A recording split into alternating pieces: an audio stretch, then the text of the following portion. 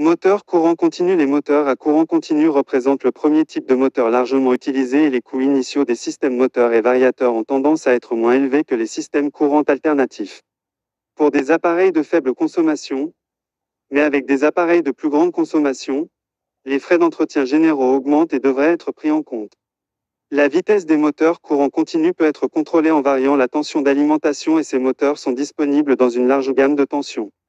Cependant, les tensions les plus utilisées sont 12 et 24 volts, dont certains avantages sont installation facile, commande de vitesse dans une large gamme, démarrage, arrêt, marche arrière et accélération rapide, couple de démarrage élevé, courbe coupe vitesse linéaire. Les moteurs courant continu sont largement utilisés, et ce avec de petits appareils et outils jusqu'au palan, ascenseurs et véhicules électriques. Les deux types les plus courants sont les moteurs à balai. Ils représentent le type de moteur le plus classique et sont généralement utilisés pour des applications à faible budget, dans lesquelles le système de commande est relativement simple, telles que des applications grand public, et pour des équipements industriels basiques.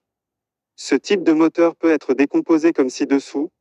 À excitation série, le bobinage du stator est connecté en série au bobinage du rotor. La contrôle de la vitesse est effectué en variant la tension d'alimentation. Cependant, ce type de moteur offre un contrôle médiocre de la vitesse et lorsque le couple vers le moteur augmente, sa vitesse chute. Ces moteurs sont utilisés dans les applications exigeant un couple de démarrage élevé comme les automobiles, les palans, ascenseurs et grues.